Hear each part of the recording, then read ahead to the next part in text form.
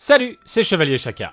Aujourd'hui, je ne vais pas parler d'un manga ou d'un anime spécifiquement, mais on va discuter un peu ensemble. Et quoi de mieux pour faire des vues, pour tester ce type de format bien évidemment, que d'aborder le sujet du fanservice. Oui, ça m'est venu très naturellement. Je vous vois venir, mais pas du tout, aucune ironie de ma part. Je trouve le sujet réellement intéressant, tout comme le rapport des fans de manga et anime envers le hentai en général. Mais ça, je me le garde pour une autre fois. Déjà, pour que l'on soit tous d'accord, donnons une définition du fanservice. Celle-ci n'est pas absolue et peut varier, mais elle nous permettra de donner un cadre à notre réflexion.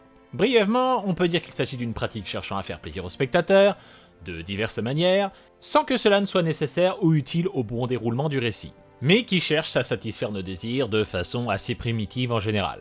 Bien entendu, le plus connu et le plus souvent abordé est le fanservice érotique, qu'il soit masculin ou féminin d'ailleurs. Mais il peut prendre diverses formes et modifier une œuvre plus en profondeur qu'on ne le pense. Par exemple, vu qu'on en parlait il y a peu, Slayer s'est souvent vu touché par le fanservice narratif. D'abord en ajoutant l'idée d'une romance entre les deux personnages principaux, absente des romans originels, mais aussi en conservant un duo qui n'avait plus lieu d'être. En effet, dans les romans, Amelia et Zelgadis n'apparaissent plus après ce qui correspond à la fin de Slayer's Next. Pourtant, l'anime a décidé de les intégrer dans Try, et dans la dernière saison en date, Revolution R. Or, d'un point de vue narratif, la présence des deux protagonistes est clairement inutile, en particulier dans Révolution. Les personnages font principalement de la figuration, mais comme Révolution signait le retour de l'anime après plus de 10 ans d'absence, quoi de plus simple pour appâter le vieux fan que de lui servir le retour de ses personnages favoris.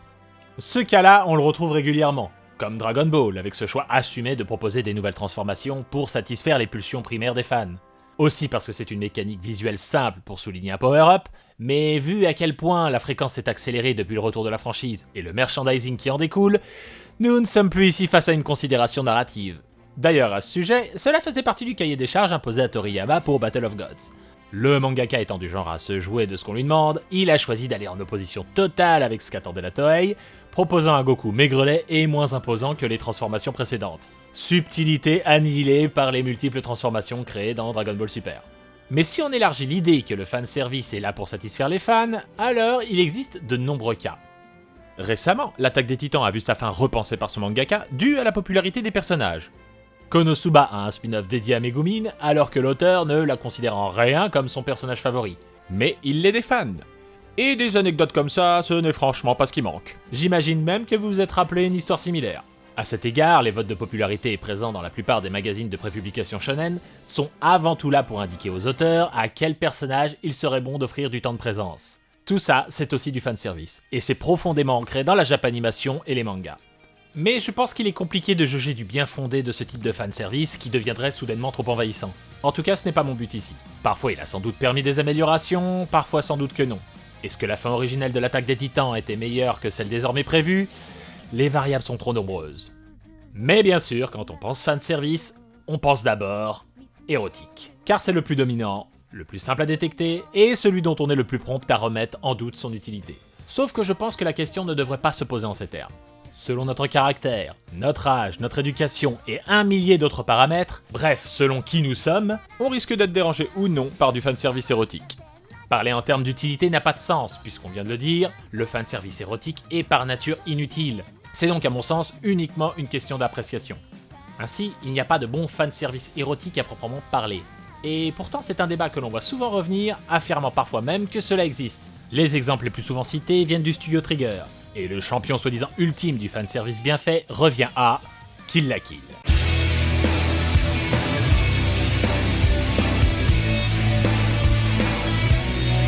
Sauf que Kill la Kill ne fait pas du bon fanservice.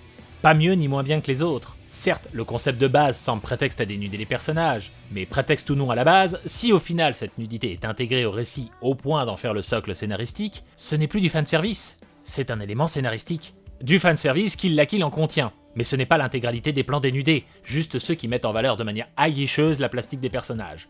Le reste du temps, c'est un usage narratif. D'ailleurs, tous ceux qui auront vu Kill la Kill jusqu'au bout auront sûrement constaté qu'à un moment donné, cette nudité est tellement banalisée que l'on n'y prête plus franchement très attention. Or, le fanservice cherche à capter votre attention, pas devenir banal. C'est pourquoi j'ai un gros problème avec ça. Bien qu'étant un grand amoureux de la série d'Imaishi, je pense qu'elle est plutôt le symbole d'un amalgame de plus en plus répandu lorsque l'on parle de sexualité, qui voudrait que le moindre usage de sexe et d'érotisme soit du fanservice. Comme j'ai dit, Trigger nourrit de nombreux exemples, et récemment avec Darling in the Franxx qui contiendrait du bon et du mauvais fanservice. Sauf que là encore, non. Lorsque la série use du fanservice, en plus d'être grossier, il est facile à repérer, mais considéré comme du fanservice de personnages qui ont une relation sexuelle est une erreur d'appréciation. L'histoire parle d'un monde où la procréation se fait de manière artificielle, et donc où les rapports charnels ne sont plus nécessaires. De plus, les personnages principaux sont des adolescents orphelins, qui ignorent donc tout de la sexualité. Le fait que deux d'entre eux aient des rapports a donc une portée symbolique et narrative. C'est à mon sens absurde de le cataloguer comme du fanservice. Ce serait un peu comme reprocher au rom-com d'avoir des personnages attirés par la chose.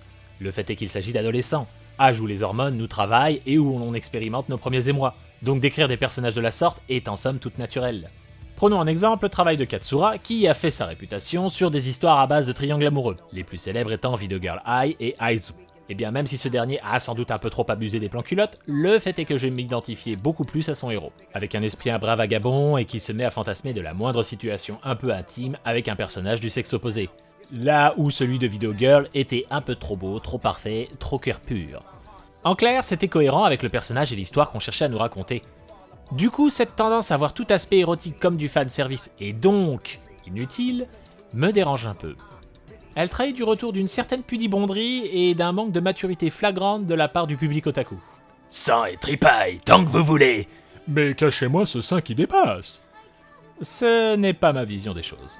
À mes yeux, c'est plutôt un amalgame qui trahit d'une mentalité un peu dérangeante. C'est comme si l'on prenait des séries comme Iyadakao Sarenara Opansu Mirisete Moratai, ou encore mieux du Tights, et qu'on les considérait comme fanservice.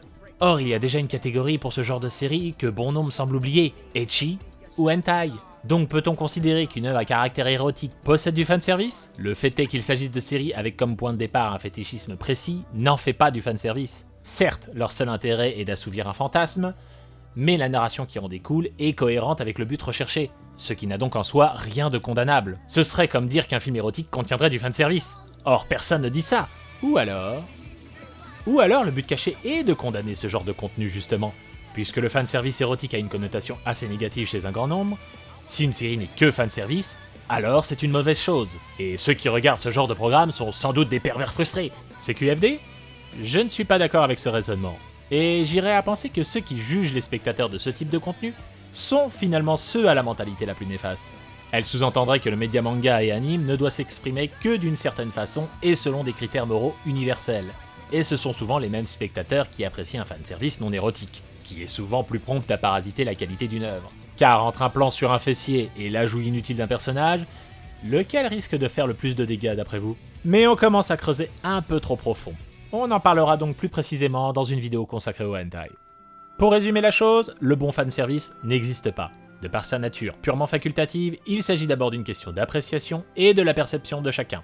On ne peut donc pas la juger sur des critères spécifiques. On l'apprécie, on le tolère, on le supporte, ou il nous insupporte, mais on ne le qualifie pas de bon ou de mauvais.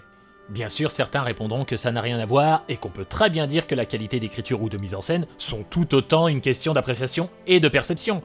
Je ne rejoins pas tout à fait cette vision. La narration, la mise en scène, la composition, tout art possède sa grammaire et ses codes qu'il est important d'apprendre pour les appliquer ou se targuer de les briser. Sinon, c'est comme taper sur un piano au pif et prétendre que c'est de la musique.